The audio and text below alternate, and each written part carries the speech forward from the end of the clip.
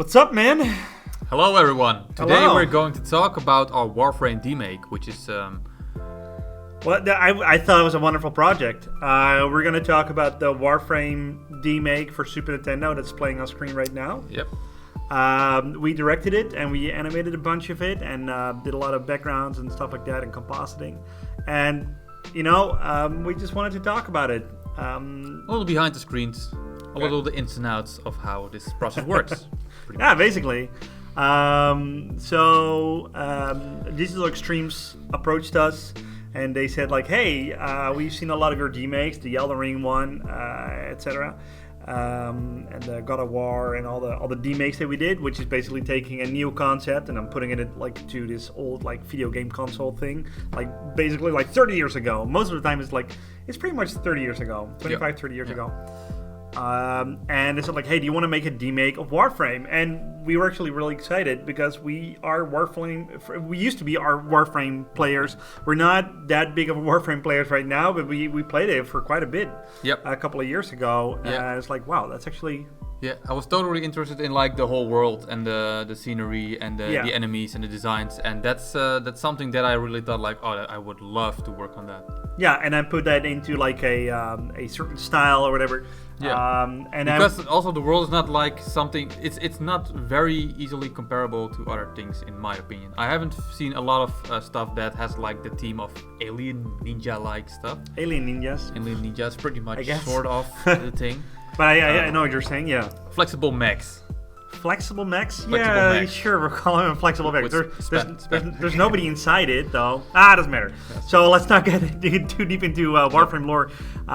We weren't really super familiar with the Warframe lore, I think. We were familiar with the gameplay, and like we had a lot of fun with it. We weren't super familiar with the lore, but luckily Digital Extremes, they helped us out with the lore, and so basically they said like, hey, we want to celebrate 10 years of Warframe. Do you want to turn that into a demake? Say, well, sure, but what are like the key moments? Can you help us with that? And if you're looking on the screen right now, you can see like all sorts of stuff fly by. When the K drive came in, Don't spoil yet. no, actually, you can see it on the screen right now. Oh, that's right. And obviously, if you haven't seen this video before, I should have started with this, but go actually watch it so you don't hear us talk. This is the directory's commentary version. Yeah. We do that sometimes on the 60-bit Extra channel. Do subscribe, by the way. But Let's start. Wait, no, actually, let's actually talk a little bit before that. Digital Extremes actually said like, hey, can you do like all sorts of different styles? Like, it's 10 years of Warframe, so can you do like maybe like 8-bit NES, and then maybe like do a Game Boy, and then do Game Boy Color, and then do Game Boy Advance, and then the Super Nintendo. Well, it's not the right order, but just like, and then PlayStation 1 and stuff like that. And I was like, well, that could be cool, and we've been thinking about it, but then it was completely clear to us. The more we saw about the bits of Warframe they wanted to put in, the more it translated to Super Nintendo games. It was perfect for Super Nintendo.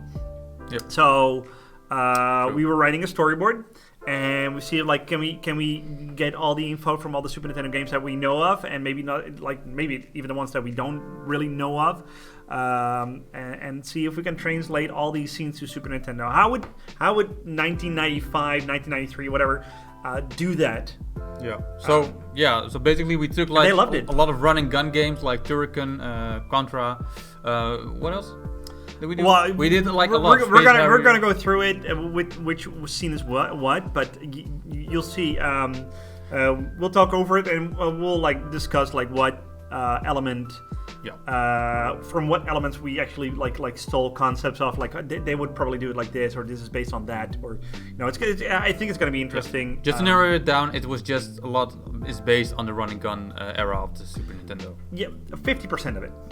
More of that, but we'll see it. We'll see. You can count it see. yourself. Okay, let's actually start the video right now. I know it's playing in the background right now, but let's actually start. We're going to pause at each scene, and then we're going to talk about it a little bit. Cool. We'll start. I'm ready. Yeah. Okay. Here we go. Do you want to like talk a little bit about the box art? Yeah, so the box art is pretty cool. We were looking for what we could do with the cover art, and then we reached out to Ryan. Yeah, Ryan, who used to be a big part of the YouTube channel, but right now he's like taking a little step back. Yeah, but he helped us out with this really cool cover art, and we wanted to have Lotus in it because we thought it was a really cool character. Yes. And Excalibur is for us the most iconic. He's the most iconic. You can see them in all the cutscenes, so we chose that, and we wanted to make something epic. So basically, this is Ryan's work. Yes, Ryan's work. Yes, and it's all based off like a different box art from that age. So it there's a lot of actually Ryan should talk about this part. Yes. But I did mention like a lot of different box arts. One of them is I think Super Turrican was one of the box arts, like the really shiny space metal kind of thing. You can actually see it like on a sword and stuff like that, and on our visor and stuff like that. That's pretty cool. There's not much else to say about this one, but this is something that I would be interested to like take off the shelf and like, hey, what is this? And I look on the back and I see like the little CRT scan images, like, oh, that looks pretty cool. I'm gonna buy that and then play that at home, or rent it or whatever. Yeah. Yeah, cool. Yep. Okay, let's go to the second part. Good job, Brian. Yeah, definitely. So this one, I think, even though it looks like the most boring part of the video, I'm gonna turn on that scene. There's a lot of text here, but this is actually based on Super Metroid and Street Fighter 2 Turbo. Those two.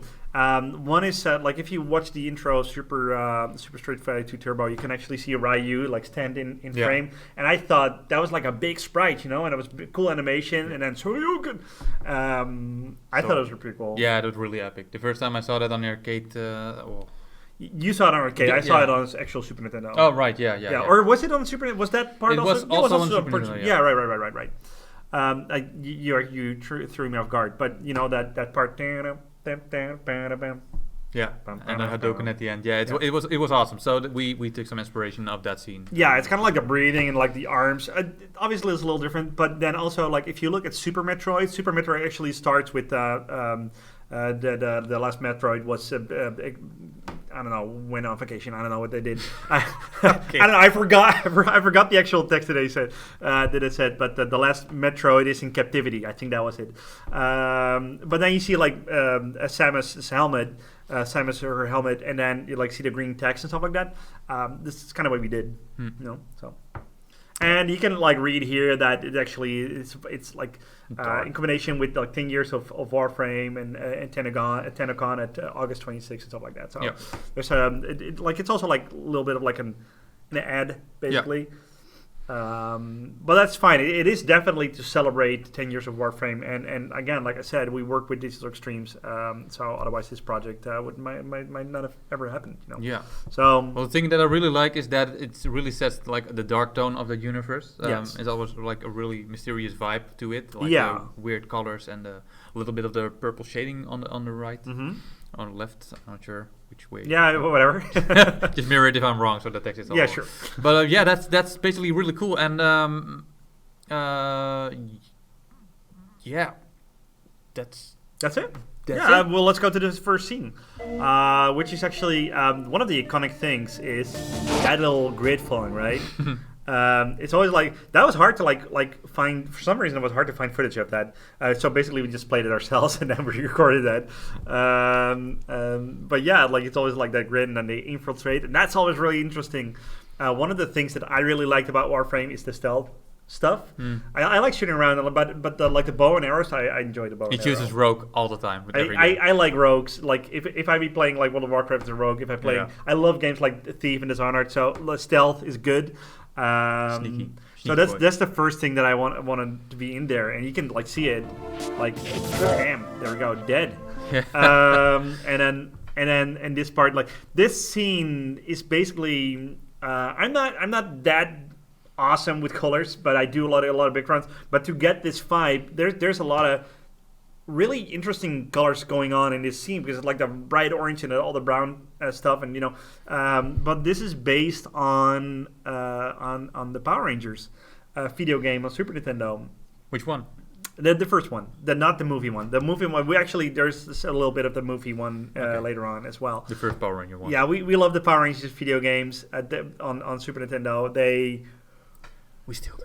They're actually really mediocre. They're actually really mediocre, but they're a lot of fun, and there's nostalgia for us. Power of nostalgia, yeah. And I think that's most important. But But yeah, there you have him, Excalibur. We chose like to have Excalibur as like one character to not complicate things too much. Yeah, we did have like a little problem. I did like all the character designs, and Niels basically did all most of the backgrounds. But we started out with a very small character, which was at the end was way too small for the whole screen to fill up. So we had to redo some of the sprites. Yeah. And I took a lot of inspiration for the character from Contra 3, I think. Contra 3. Oh, it could be Contra 3. Yeah, I think the walk cycle really looks like that as well. Yeah.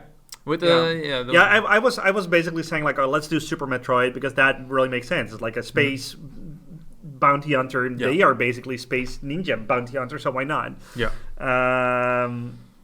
So Niels came up with the storyboard for the scene, and we really wanted to implement some sort of stealth style to it. Yeah. And we thought of like an arrow flying out of stage and then start the game or whatever. But we came up with like dropping out of fence because you walk a lot through fence while you're infiltrating the Grineer's base. And that's how we came up with this. Yeah, I don't think stealth was a big thing on Super Nintendo games. No. I think that came later, especially like with 2D stealth. I mean, that wasn't really much of a thing. I can think, if you can think of a game that has stealth elements on a 2D platformer, let us know. On Super Nintendo, obviously. No. Let us know, because I can't think of many. No, Metal Gear Solid is not a 2D platform.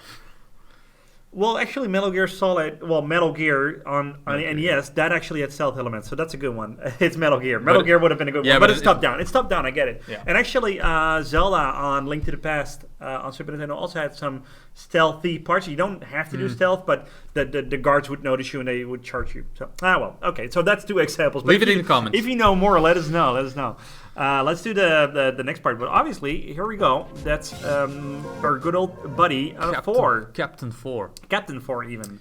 And this is actually a line from the game. Foolish Tenno, do you realize your load... Do it with the voiceover, like Captain 4 would say. Foolish Tenno, do you realize your Lotus has sent you to die? That's a PR from Warcraft. That's a... Yeah. Oh my God. Well, that's more like a peon from Warcraft than that. I don't know, I'm just doing something. He has like a big medal, and he will do like a... and actually the screen blurs when you do that, like it goes... Because that's one of the Mode 7 effects. I think it was Mode 7, but one of the Mode 7 effects where actually would blur. And then you see the laser beam. That's something that came directly from one of your favorite games. Turrican? Super Turrican. Yeah, this was I played Turrican on Amiga, not on the Super Nintendo. Yeah, I know, but I mean like the Super Nintendo like had similar effects. Yeah, it was cool. So yeah, this scene took like the most animation stuff in one thing. Yeah, actually the character sprite animation. The character sprite animation took, but the beam was made by... Yes, that's all After Effects. Just for the record, this is all like a sprite, After Effects, and Photoshop. It's all fake. It's no Unity involved, no actual Super Nintendo engine involved. No. Unplayable. It's unplayable. Although we do have like a playable Kirby game if you want to try that out. It's just a demo, but that's something completely different. Yeah. And we are working on stuff like that. But this is something like it's completely hand-drawn, hand-animated, but it should look like actual gameplay, right? Yep. Cool. Our specialty. Faking gameplay. Faking gameplay, I guess, yeah. You see the warp effect? Multiple bosses and enemies could do that in in which games did they do that? Flash it back a little bit. I'm not I forgot where I got it from. Chrono Trigger? Chrono Trigger had stuff like warps like that. There's the Blurian. There we go. But I think like Dracula, Dracula did that as well in Castlevania. I kind of forgot where it was. I've seen it quite a few times. But those effects actually did exist. Yeah. Now let's do the Space Harrier. So we got the big ship in the background, stuff like that. We wanted to do Star Fox. But that would have been a Super Effects chip thing, and that would have been really cool, but it would clash with the rest of the game, and you would never see like a Super Effects game a mode mixed with like regular gameplay. It would mostly just be Mode 7, so we had to pick, and in this case we chose just Mode 7, and it's based on Space Harrier. Yep. Yeah, like things coming at you. it was always a little bit unplayable for me. I thought it was way too. I don't like Space Harrier, but the effect was cool. Yeah, right? that was really like It's an arcade game, but it had a Super Nintendo port. But yeah, so it would just like go like, Lotus would talk to you, and then that's pretty cool. Do you want to say anything else about that scene? Because yeah, let's go back a little bit. Yeah, more. sure. Oh, sorry. So you used that beam also for the other. Yeah, this beam is fairly much the same. And all the sprites actually pop in like in separate sizes because you could do this like on Super Nintendo, and some items do that, but it would be like big sprites which is like boop boop boop, and then they would be close enough to shoot or whatever. So every skill had to be like redrawn again, or else it would like be very messy if we would scale that. Or I forgot I think I just scaled that down, but it did pop in like several stages. Just to mimic it. No, yeah, just to mimic it. There were two. Like the rocks are actually the rocks. Yeah, that could be. But the enemies, at least, I saw 2 different sprites for them. So that might actually, for some of them, that might actually make sense. We took some shortcuts here and there. Also, if you take a little bit notice to the big ship in the background, you can see like very lightly that the lights are flickering. Yes. Oh, it's a little crunchy. Sorry. Yeah, that's the codec of the player. But yeah, it was an interesting scene to do, and it's definitely something that looks pretty good. Yeah. So something new for us as well. It's just like a little. It's a weird thing, but let's not dwell on it too much. But so this scene is pretty special because that's basically our first scene that we finished. Yes. Let me play a little bit. And start it. Lots going on. Yeah, a lot going on. That's the keeper. What's it called? It's the giant. The giant spider thing. We finished working on this like what is it, like 2 weeks ago, and we already forgot its name. The Prophet Taker. There we go. It's a Prophet Taker. Yeah, that was it. Yeah, I'm sorry. So this is a scene with the K drive. You can see the icy mushrooms and stuff like that. This is actually based on Power Rangers the movie, the game. See, it's in there. Yeah, it's in there, which is the snowboarding sections. We also like took a couple of those colors from there, like color palettes and all that stuff. Obviously, the Prophet Taker isn't in there, but yeah, the little rings. You can like drive through rings. You can do grinding tricks, and that's all pretty cool. So yeah, we had to do the scene, and this is actually like one of my favorite scenes that we made, and the first scene we made. Yeah, I think that gives us a special place in our heart. And also, we were not only like we were trying to fill up the scene as much as possible because it was a little bit empty in the beginning. Yeah, and then we came up like, why not like also involve the Prophet Taker in the back, which was a huge sprite. But yeah, I only did the design. But you animated it with a rig. Yes, this is actually animated with After Effects. This is no animated with Sprite or hand pixeled or whatever, because big bosses in video games, and you can see it in games like Super Turrican, they actually had like moving assets that can just walk around, like giant spiders and stuff like that. I believe Axley had one of those bosses, which you'll see a little bit about like in that style later. And yeah, I mean, I think this is all pretty cool, and that's something that the Super Nintendo could do. Mm-hmm. Although I'm not sure if it could do something like that in the background where everything was flashing around. Probably not. Probably that would have been too much, but it looked cool, so why not? Cheating a little bit. We're always cheating a little bit. For your entertainment. For your entertainment. So forgive us, please. Yeah.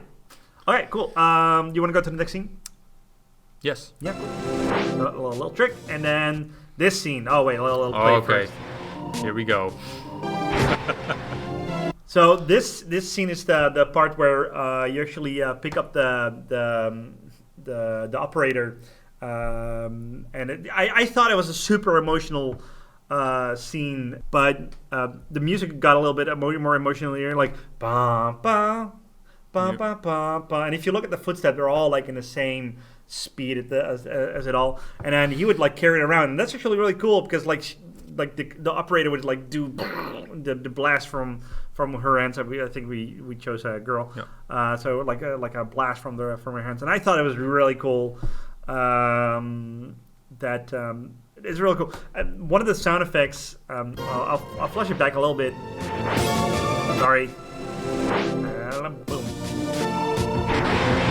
that sound like a. I couldn't find that anywhere. So I couldn't find that sound effect anywhere until I remembered, like, I know what sound I'm looking for. It's, again, from the Power Rangers. So, but then the original Super Nintendo game, the Power Ranger game, and I couldn't find that sound effect anywhere.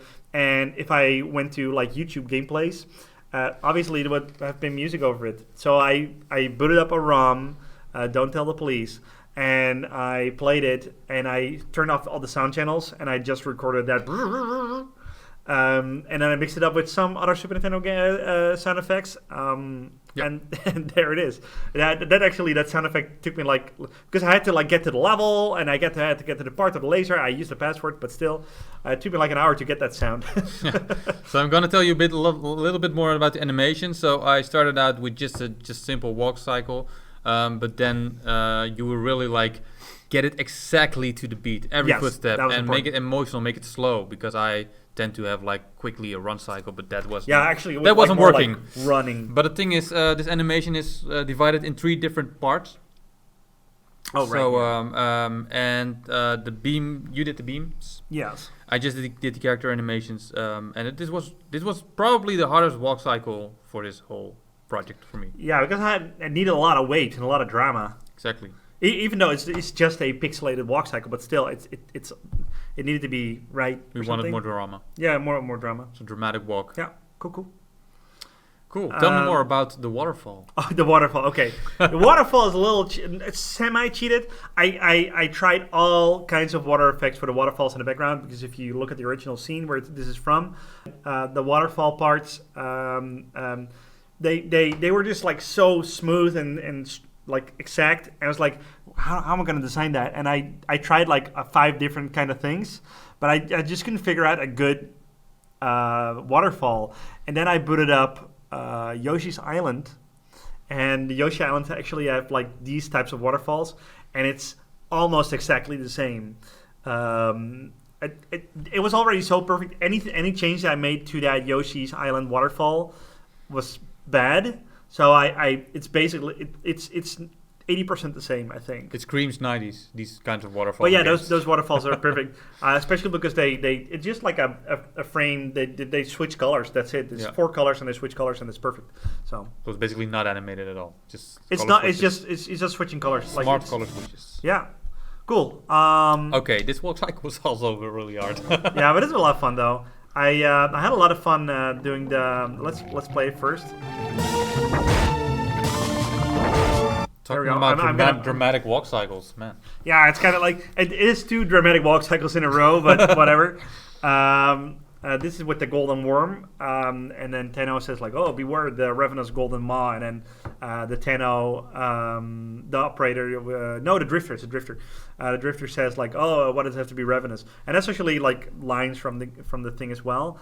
Again, we took a lot of inspiration from the Power Rangers, because that cave is also, like, slightly inspired from the cave level, Area 5 or Area 4 from the Power Rangers. Except it's on a bunch of bones, which I think is based on Castlevania stuff, Super Castlevania X, kind of stuff like that. And then he gets eaten by the golden worm. I don't think there would have been many scenes that, like in Super Nintendo games, where actually something popped out of the ground, where you had to, like, be careful. Maybe it was. I don't know. There were, like, obviously like fireballs coming out of the ground and stuff like that, but never, like, out of the ground like we see them. Maybe there was actually. Yeah, there is. Yeah, probably is. I know. Again, comments. Type it. Type a little time code and say, like, no, you were wrong. They were. So this was also really great. And you could do, like, I'll flush it back a little bit. You could do particles. You see, like, particles are bouncing up and down. Those particles, I wasn't sure if we could do particles, if that would actually exist. And then I found the game Mickey Mania, which I had as a kid. I loved it, especially with the Steamboat Willie thing in the first level. And then you get to the crazy professor part, and where actually skeletons would explode, and they would just bounce in, like, little what do you call it, like little bounce, and you have to dodge him. I'm not sure if they actually bounced, but that was where I got this from. So I was like, okay, that's something we can do. We always like check everything we do something on a demake. We check if some other game did something similar, so it would be actually be possible. A lot of people say like, oh, that's not possible on a Super Nintendo. So yeah, it was right there. Link. Here's a link. Here's a link in your face. You're wrong. There's a very good chance that like certain things wouldn't work. Like, oh, there's too many sprites on screen. Probably.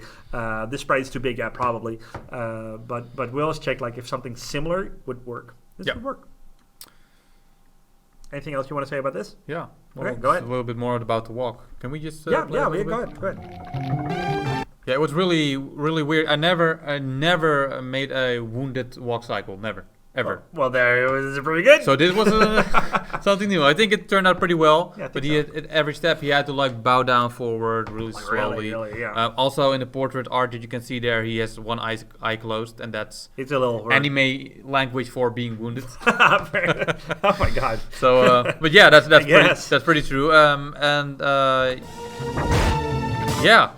Yeah, I think the getting bitten by the golden maw or getting grabbed was a last minute choice. Like that would be cool. Yeah, and then we did, and then he pulled him down.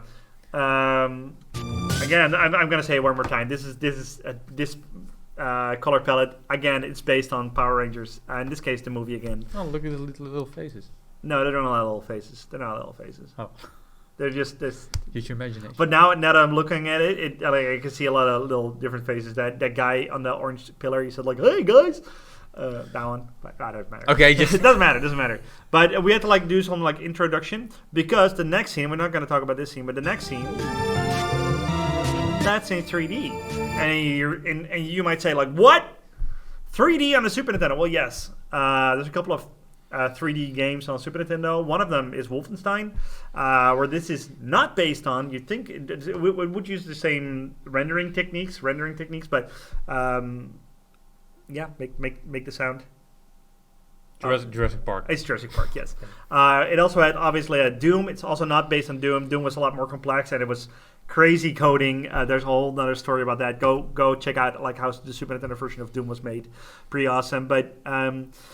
And then yet Noah's Ark 3D, which is an unofficial game, but that's also a really known example of this. But no, this is Jurassic Park, and Jurassic Park was a top-down game. There are two parts, but the first one is a top-down game where to like find dinosaur eggs.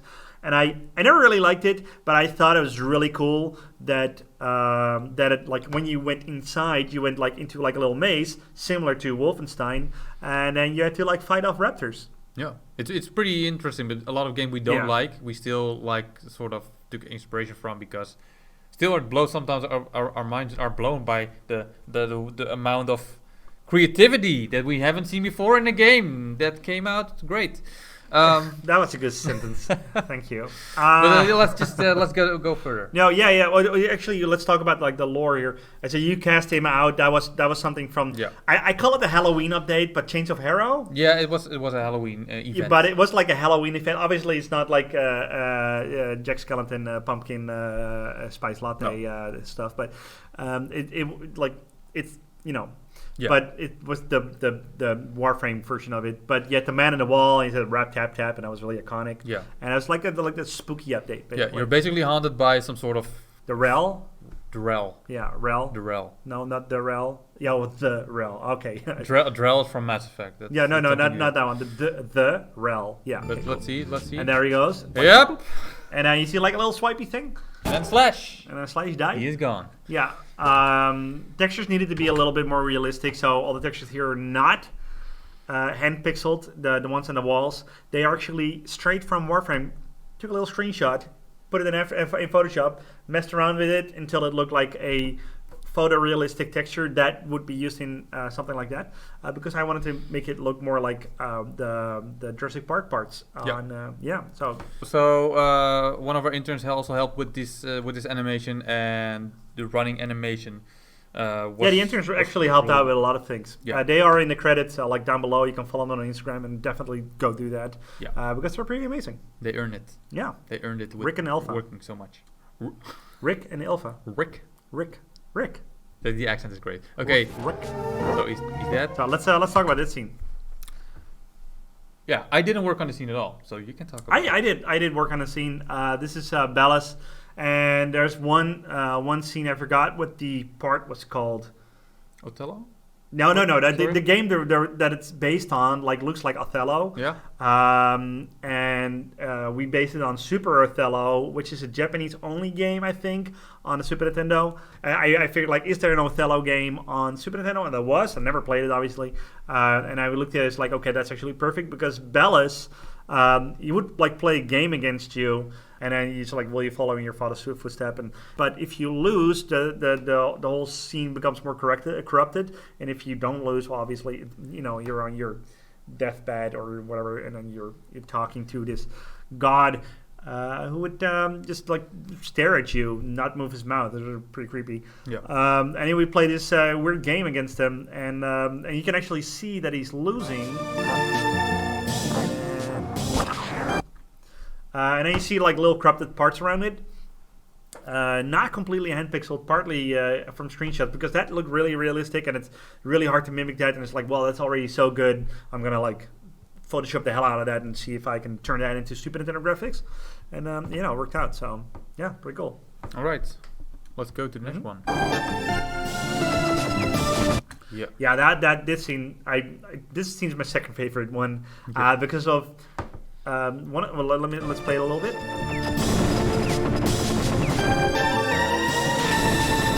Okay, I'm gonna have you guess what that's from. I'm gonna give you 3 seconds to guess what it's from. 3, 2, 1. Okay, it was Axley. And Axley, we mimicked all that stuff with the Horizon, and this is the Railjack. And you can actually see the two little things floating around him. Those are two Warframes. With arch wings. Huh? With arch wings. With arch wings, yes. And we turned basically we took the concept of Axley, the shooting parts, and you can see the 3-dimensional globe thing. And a lot of people that I showed this video to is how did you do that? How did you make it look 3D but still pixelated? No, I can tell you. I'll do a whole video about it. Basically, it's a really big long texture that's moving up, but then the parts that are upwards, I squash it down, and the parts squash it down more, squash it down more, squash it down more. So it looks like it's being parallax.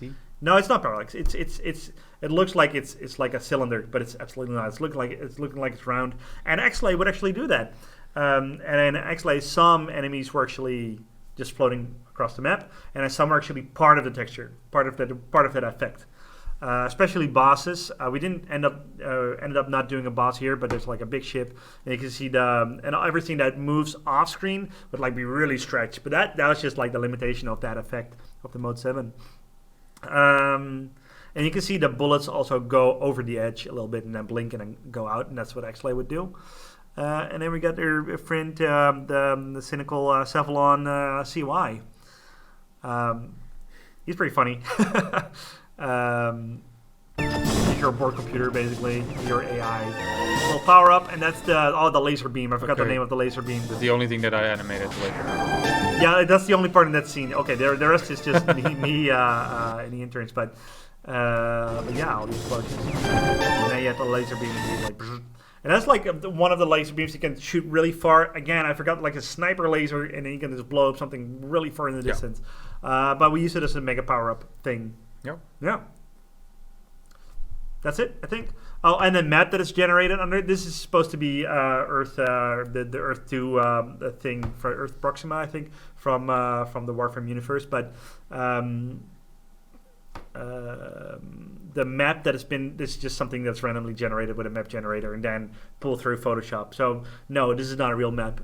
It is completely randomly generated. All right, let's go to the next scene. That's the epic cutscene. Oh, the epic cutscene. Let's do the first kiss and then kiss me. So Super Nintendo did have cutscenes. Yep. But there were also most of them were basically like things moving in and out. Maybe if you had something really fancy, so a spaceship, Yeah. Like the first one was I think Ninja Gaiden was the first one that I was aware of, which had cutscenes. That's the one that made it famous, anyway. But that's a little bit based on that as well. We made it a little bit fancy with the effects. Yeah, Why did you? Well, that's the 8-bit version, because like Ninja Gaiden was the first cinematic one that did cinematics, and had like mostly like moving things, and the thing that they tried cutscenes, that was really cool, and I thought it like blew my mind. It's actually in the cover art of Ninja Gaiden, but this is obviously Super Nintendo, and at this point, like on the Super Nintendo, it was done a gazillion times, but like close-up cutscenes would most of the time play like this, and then add some effects if possible. Yeah, it's like his life force. It would just like, and then he did, and then this scene I thought it was really cool. That is the next part. Go. Yes. Okay, that big wall. That's so weird, but that's in the game. That's in the game, and that's I was watching this cutscene, and I saw it before, way earlier. But then Digital Extreme said like, hey, do you want, we want this scene in there, and it's like, oh yeah, we got to do the big wall, the man in the wall, impressive guy, and like he would just like come in, and then that is possible, and like big images like going in there like at a high resolution, they would be possible, and you will never know where I got the idea from to be able to do this at all. What Super Nintendo game? You're not gonna guess. Can I guess? Yeah, you can guess. The Wizard of Oz? The Wizard of Oz did have something like that, but it's not where I got the idea from. Wizard of Oz Super Nintendo game is awful, but no, I got it from Eek the Cat. Eek the Cat on Super Nintendo. Yeah, the whole intro. It's alike. No, it's almost the same as. No, but I don't think so. Don't talk bad about my Eek the Cat. It was an awful game, but I love Eek the Cat. But the intro on Eek the Cat actually, they replicated the intro of the cartoon, and then they had like Eek the Cat falling towards the screen, and I thought that was really cool. Yeah. So as you can see, Bellis is lying dead there on the ground. Yep. Lotus has her previous form again, and she's protecting the Tenno. The Drifter. Tenno is a Drifter. Yes, but I mean, in this case, this is a Drifter. Okay. But it doesn't matter. Sure. And she's shielding him. And the fun thing is, I designed Lotus, but I gave her like loose clothing wraps that float around, and basically you rigged those to float. It was so simple. We wanted to do it like frame by frame. I was like, no, that we can cheat. I'll put it in After Effects and just do some puppet tool. If you've ever used After Effects, you'll know like little floaty things. Yeah. But it's all fake. We combine a lot. It's all smoke and mirrors. So yeah, we can go to the next scene if you want. Yeah. Really cool scene, by the way. Epic scene. Yeah, yes. Really cool. Yeah. The next scene is there we go. That's some a little newer. The Fury Paradox. Yeah, this one was also very heavy in terms of animation. Designing 2 new enemies. I really love designing enemies more than heroes. I don't know. I like villains. Yeah. But the designs were really. The designs of these creatures were already really advanced, and I tried like with the amount of pixels, can I still get that? And I tried, and I think it worked out great. I think they look pretty good. Yeah, they look pretty good. You just want to hear that, huh? And obviously the horsey that he rides, and then he rides into battle and stuff like that. This is obviously the Fury Paradox is fairly new when we were recording this anyway, and I thought the Fury Paradox was a lot of fun. Especially since we just finished Elden Ring a couple of months before that, and then we played this. It was like, oh man, this feels a little bit like the same when you're the Drifter parts and stuff like that, and felt good. I think this is one of my favorite updates so far. So like I said, we hadn't played Warframe for a little bit, for a couple of years. When Warframe came to us, like, hey, do you want to do the demake? And but so we put it up against like, let's see if anything changed. And yeah, well, this changed. This came out, and we played it. And that was really good. It was a lot of fun. We were surprised. We didn't expect that at all. Yeah, because we were used to like just a run and gun dungeon like shooter stuff. And yeah, now and it got like out. really deep, and all the different characters that came in. Yeah, and the horses and stuff like that. It was like, whoa, okay, flying around. I thought like. Whoa. Oh yeah, right. You're flying with the horse, right? I forgot that. Yeah. We didn't play. Whoa. We didn't play super long on that because like at one point it's like, okay, let's just do this, and then we focused on this obviously, and it took a lot of time to make. But the parts that we played on the Fear Paradox, the Fear Paradox, the whole thing isn't that long, but that was really cool, and I think they really outdid themselves at Digital Extremes. Yeah, I was surprised how much. And that's the thing too. I think we're both really surprised, like how deep the lore on Warframe is. We played it as like something, oh cool, something that's free to play, that we can just try out, and we had a lot of fun. And we played it for a good while, and then and then we played some other things, and but we had a lot of fun playing it together. But we never knew like how deep the lore was. No. And right now it's even out on Nintendo Switch now. And that's where I picked it up a little bit for a while when it came out. I was like, oh well, it's free to play. Let's play some more.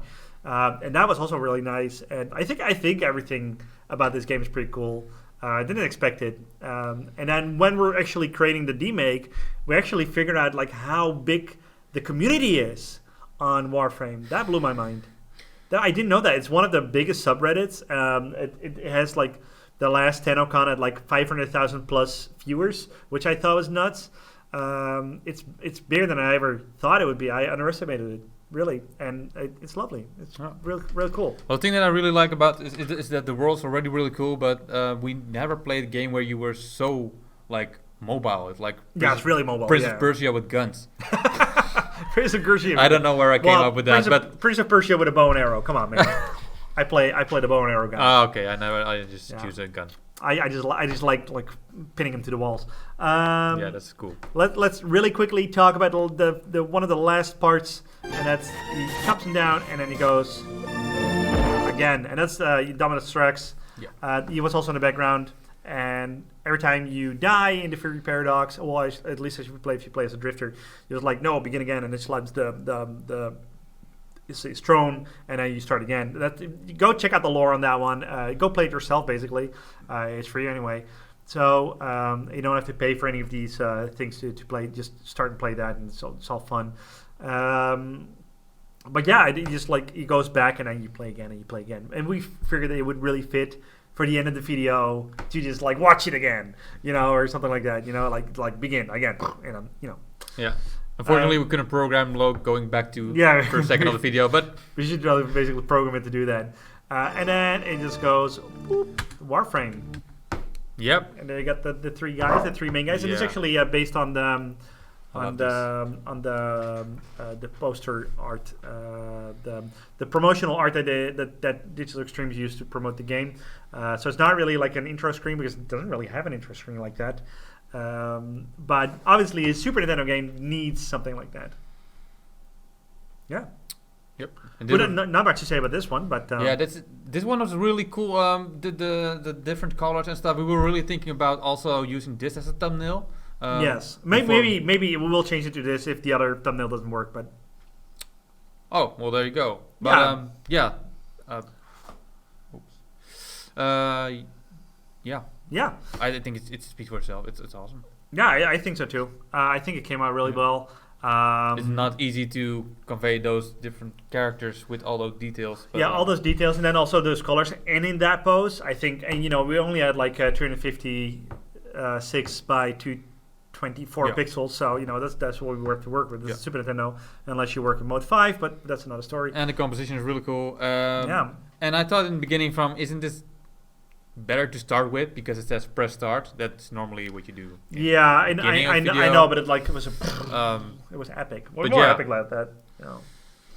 So, and one more thing I want to say about this: Digital Extremes loved the short that we made, and they loved it so much. It's like, hey, can we have that image at a really high res? We want to print it and put it in the office. So I think that's pretty cool.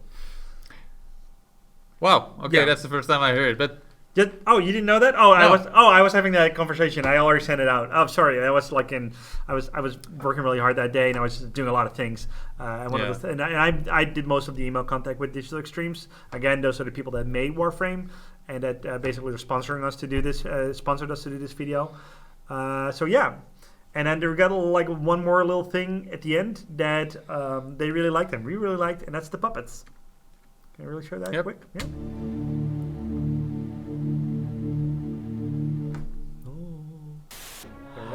Oh, hello. I'm gonna pause it right here. We actually built a Lotus puppet. yeah, Yeah, I thought it was a lot of fun. I'll get it, by the way. a little bit of help though. Yeah, I'll talk about it, you guys, in a sec. But I got it right here. I think this is the only time she's gonna be on camera. Go away. Oh. Go away. All right, so we got the Lotus doll right here. She can move around, stuff like that, and then we got the little. Oh, whoops. She's a little. She's not like perfect or whatever, and it's really hard to control her, and she'll fall apart if you handle her a little bit too rough. But that's that's what she looks like. She's actually not completely finished on the back. You don't show that part. Yeah, I don't mind, because that's only the part of the video. I'm gonna take the credits on this one. I made this puppet. Yep. But I'm not gonna completely take the credits on this. My mother-in-law helped. Because I did take a good shot of this, and I made like a couple of like the items, and then at a certain part, like this part, I got really far on this little head part, but I just needed like a sewing machine. I need some professional help, so I don't sew a lot. I don't sew at all, actually. Yeah. This is one of my first creations, and I did it with my mother-in-law. That's why we are animators instead of puppet makers. Yeah, but I do love puppets. As you can see, we love puppets. I'm a big fan of the Muppets and the Fraggle Rock and stuff like that. So that's just my thing. A little known fact about me, then I guess. But I don't think you're gonna see this puppet much anymore, because Digital Extremes also asked us to have it. So like, hey, can we have it? Because we love the Lotus doll. I said, well, yeah, you can have it. And not only that, I got enough material to make 2 more if you want, which I'm not gonna do, because I'm done with that scene, that chapter in my life with creating dolls. No, that's not true. I really liked it. I might make more hand puppets in the future, but yeah, my point is they wanted it, so maybe you'll see it if you ever visit their office. I don't know. Yep. I don't know. So yeah. So anything you want to say about this scene? No, this is basically that's the end of the video. Yeah, I'll play a little bit more, and then you can see like the completion is actually he was a Patreon supporter. To be fair, we're going to update this. Yeah, we're going to update this. If you see the video, the actual video, you'll see like little pixelated icons. Go check out our Patreon. This is gonna be like pretty much the end of the video, but go check out our Patreon if you haven't already. I would love for you guys to check that out and maybe help us out with future videos. We rely on like either sponsorships or things like this. And be sure to like this video, subscribe to 6 Bits Extra, join the Discord, check out our Patreon. Wait, I got a lot more for you. Twitter, Instagram, Twitch. Yes. Also, mind your health. Be kind to others. Okay, let's just wrap this up. Okay, we're gonna wrap this up. Thanks so much for watching, guys. Really appreciate it. Bye, everyone. Bye, everyone. See you to the next video. Yes. And if you have any questions, let us know in the comments. Bye-bye.